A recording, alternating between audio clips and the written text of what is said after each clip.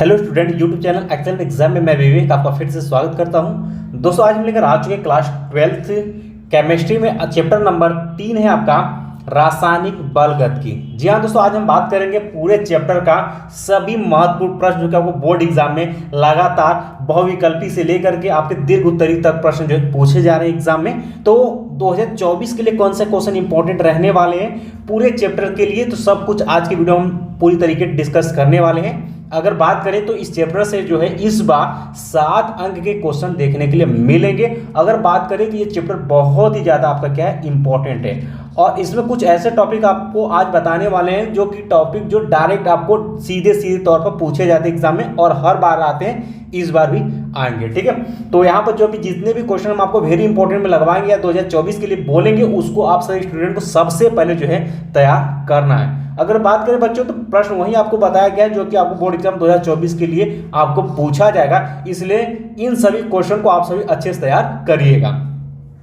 Class में आगे बढ़ने से पहले एक बार आप सभी स्टूडेंट जो इस वीडियो को लाइक कर दीजिएगा और शेयर कर दीजिएगा रोजाना की तरह।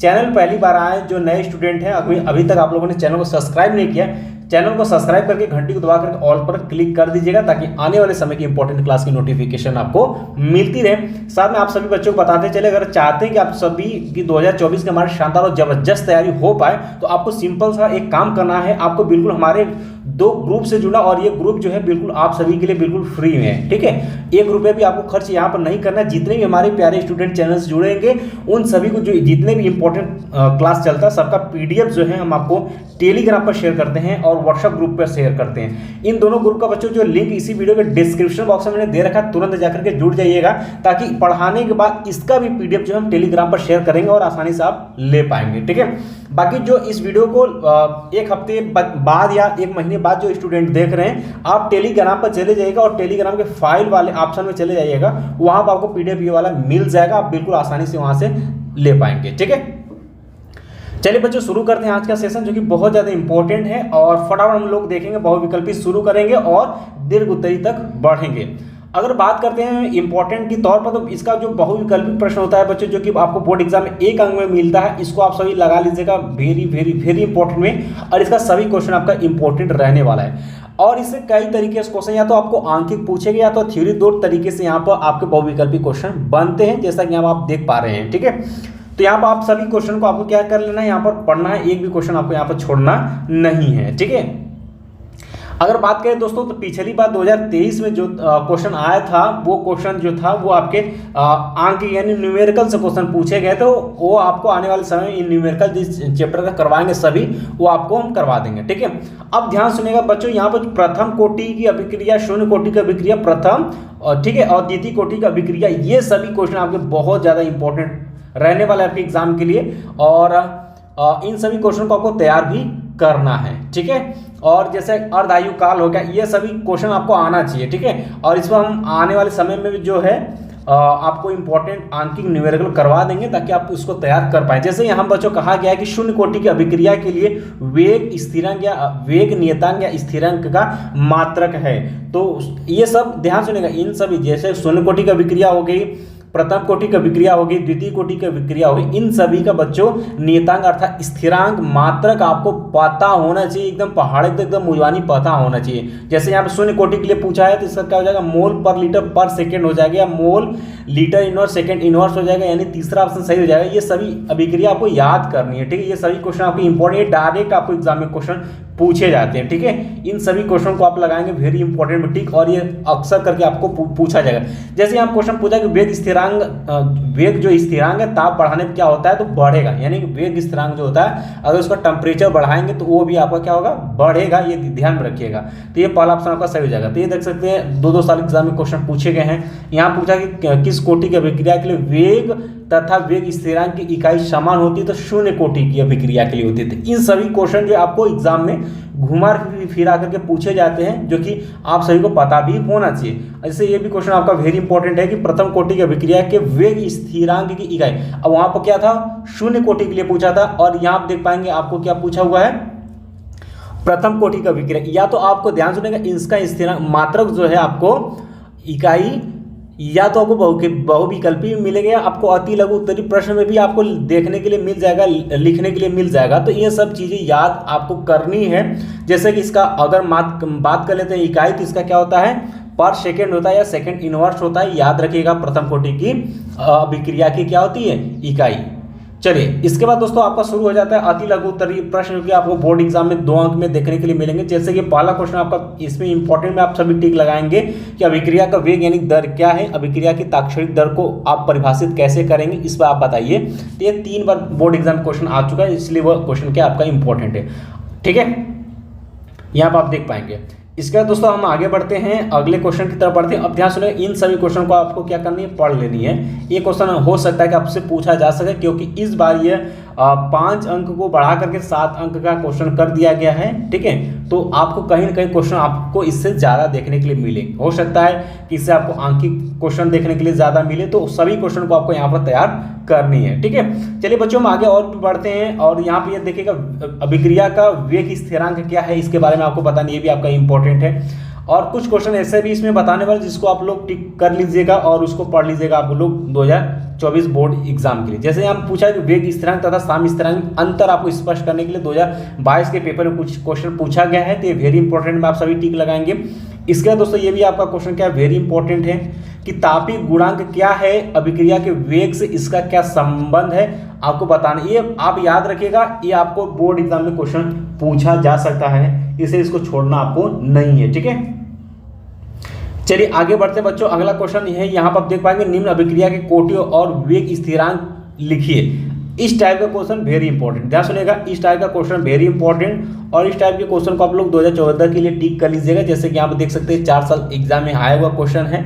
ठीक है, इसका क्या पूछा हुआ है कि इसका आपसे पूछा कि वेग स्थिरांक की इकाई आपको लिखा, पहले तो कोटि बतानी है। तो H2 + Cl2 to HCl, इसका जो अभिक्रिया होगी वो शून्य कोटि की अभिक्रिया होगी, और वेग स्थिरांक की जो इकाई होगी, अभी अब जस्ट शून्य कोटि की अभिक्रिया की इकाई अपने आपको बताया था mole litre inverse second inverse होता है, बिल्कुल वही यहाँ पर लिखना है। ये निकालना भी आपको आना चाहिए, आने वाले समय में हम आपको भी करवाएंगे, बहुत सारे क्वेश्चन आपको करवाने में बाकी। फिलहाल चैप्टर वाइज आपको बता रहे हैं, फिलहाल आप नोट करिएगा और पढ़ना शुरू कर दीजिएगा।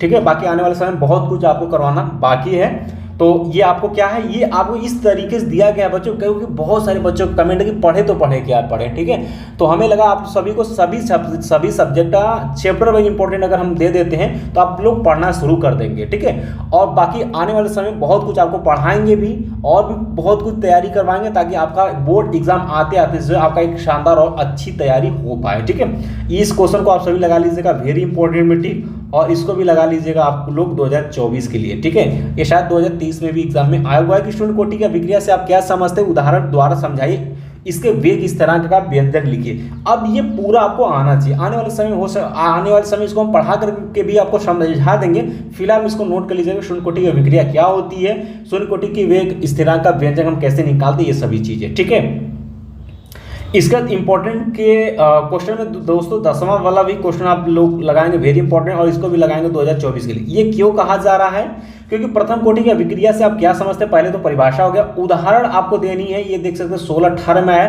प्रथम कोटि की अभिक्रिया के 4 प्रमुख लक्षण आपको क्या क्या है, ये देख सकते हैं 18, 20 और 22 में आया हुआ क्वेश्चन है, जो कि आपके लिए बहुत इंपॉर्टेंट। और ध्यान सुनिएगा, ये क्वेश्चन से आपके छोटे छोटे क्वेश्चन भी आपको बनेंगे, इसलिए इन सभी क्वेश्चन को आपको पढ़ना है, और इससे 2024 में एग्जाम में क्वेश्चन भी आएंगे।